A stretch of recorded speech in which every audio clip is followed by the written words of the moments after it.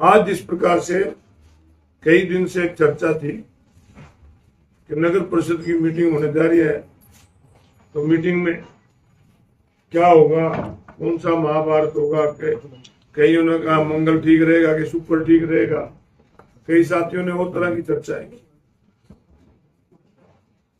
आज मीटिंग में मैं नहीं कहता, मैं चाहता हूं कि शहर का विकास हो।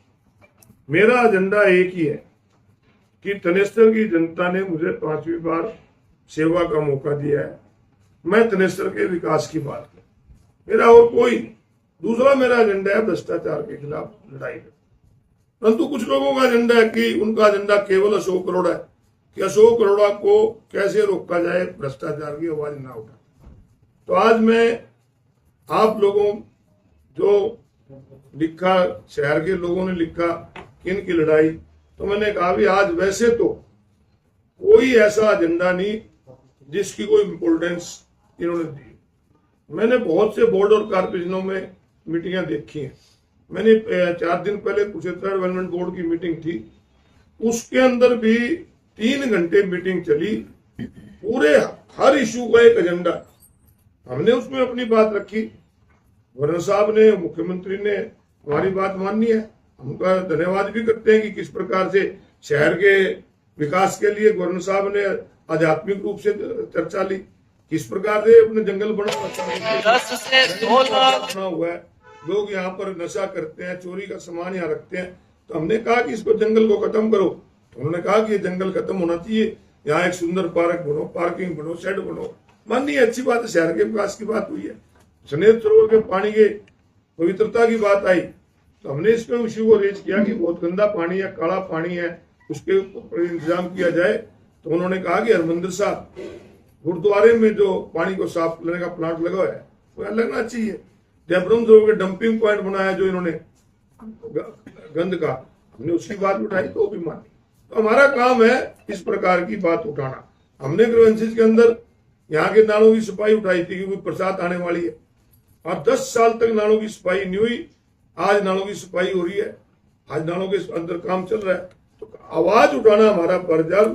नगर परिषद के अंदर भी मैं एक बात कहता हूं उन साथियों से कि जो नगर परिषद को केवल ये दिखाना चाहते हैं कि नगर परिषद में कि अशोक अरोड़ा ना आए, तो अशोक अरोड़ा ने आज एक फैसला लिया है कि जब तक हाउस के अंदर आउटसाइडर जाएंगे जो कि संविधान और कानून के खिलाफ है, अगर ये संविधान को नहीं मानते, कानून को नहीं मानते, और बहुत दुर्भाग्यपूर्ण बात यह भी है कि मुख्यमंत्री जी खुद कहें कि वो छोड़ने के लिए गए थे, और आज फिर वही लोग हाउस के अंदर बैठा दिए गए।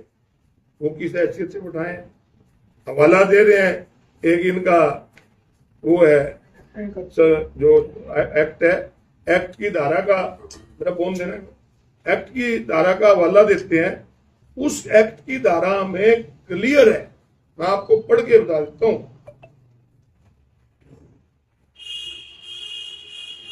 ये है एक्ट, म्युनिसिपल एक्ट की धारा 15, आउटसाइडर एट मीटिंग्स, सेक्शन 31 का part 1, meeting of the committee may be open to the public at the direction of the chairman, provided that when a question of importance or other special matters, और उसके बाद लिखा है special matter rise, the chairman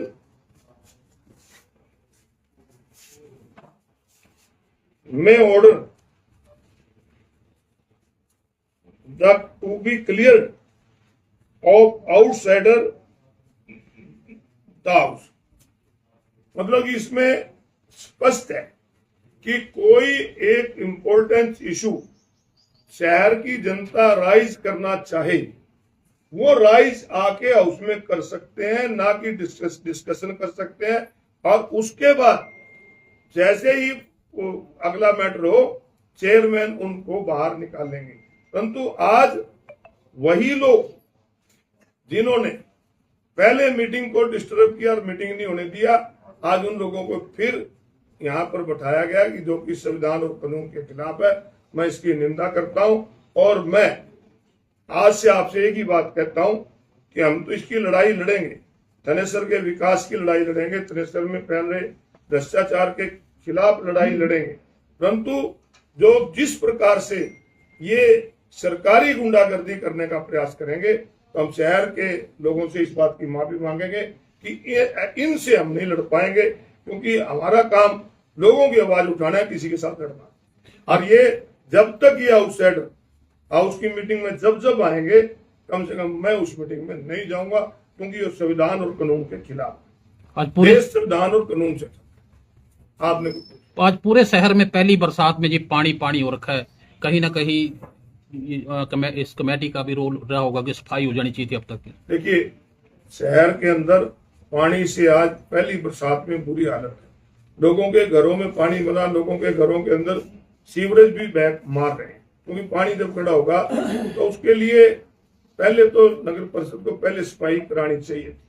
चलो late आए, लतीफ आए, 10 साल से नालों की सफाई नहीं हुई, रिपेयर नहीं हुई, नालों के सफाई के नाम से पैसे खाए गए, परंतु सफाई नहीं हुई।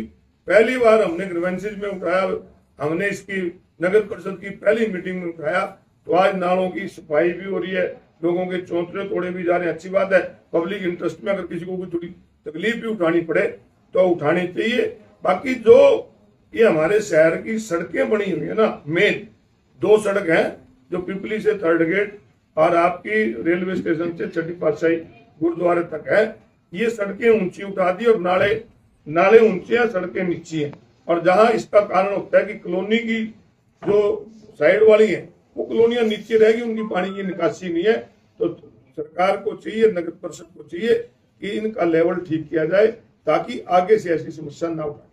आपने विधानसभा में मुद्दा रखा था, आपके विधायक बकायदा ये हाथापाई के मामले में, तो मुख्यमंत्री जी का बयान है, उसके बाद लगता है कि आपको न्याय मिलेगा? देखिए, आदमी को उम्मीद नहीं कभी छोड़नी चाहिए, देश की न्यायपालिका पर विश्वास होना चाहिए। हरियाणा विधानसभा के स्पीकर ने विधानसभा की कमेटी बनाई हुई है, उस कमेटी के अंदर प्रिविलेज मोशन में गया हुआ है, और मुझे उम्मीद है कि जिस प्रकार से वहां पर घटना घटी है, सबने देखा। मेरा तो इशू एक ही था कि आपने खुद लेटर निकाला हुआ है, आप उस लेटर की को जो आपकी तरफ से है उसको इम्प्लीमेंट कराएं। मेरी उनसे कोई बात ही नहीं थी, ना मेरी उनसे कोई लड़ाई थी, उन्होंने ही खुद आगे किया है। तो निश्चित रूप से इसकी इंक्वायरी होगी, फेयर इंक्वायरी होगी। तो ऐसे लोगों ने जिन्होंने सरकारी मीटिंग को डिस्टर्ब किया है, उनके खिलाफ सुभाष सुधा के भाई को विधानसभा ने जो कमेटी बनाई उसकी जांच भी आगे कोई है? विधानसभा की कमेटी की मीटिंग की जांच मुझे नहीं पता कि अभी उसमें उन्होंने शुरू की है कि नहीं है, क्योंकि प्रोसेस होता है, प्रोसेस के तहत वो सारा रिकॉर्ड मंगाएंगे, फिर जो अधिकारी हैं उनको तलब करेंगे, तो उसके हिसाब से इंक्वायरी मुझे लगता है कि होगा। परंतु रही कुरुक्षेत्र पुलिस की, कुरुक्षेत्र पुलिस ने कोई कार्रवाई नहीं की। मैंने तो यहाँ तक भी कहा था, उनके नहीं करते, मेरे खिलाफ कर तो दो, कुछ रिपोर्ट तो दो। तो मेरा कोई लड़ाई नहीं, ना मैं लड़ाई का इशू, मेरा इशू थनेसर के विकास का है। और अगर वो समझते हैं कि मेरे जाने से थनेसर के विकास में बाधा होती है, तो मैं तो वही घर बैठा भी विकास की लड़ाई लड़ता रहूंगा। मेरा कोई ये नहीं, मेरा कोई लोगों ने मुझे विधानसभा के लिए चुना है, मैं वहां बात करता हूँ। उनका समझना अलग बात है जी, जनता क्या समझ रही है वो बात अलग है।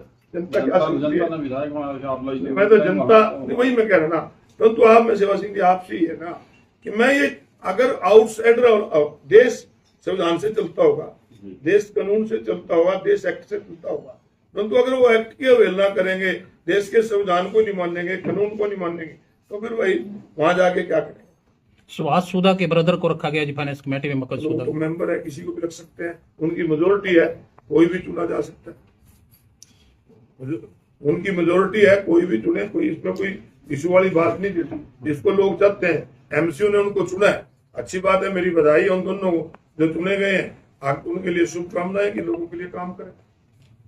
सुभाष सुधा और साहिल सुधा बार बार यही कह रहे हैं कि जो दुकान का मामला है जी, अब दुकान का मामले का तो हाउस में उन्होंने रद्द कर दी है, अब क्या मामला रहेगा? गलत तरीके से नाम कराई जब उन्होंने हाउस में रद्द कर दी है, अब कोई मामला नहीं, पर्चा दर्ज कराना जब मर्जी करा दो।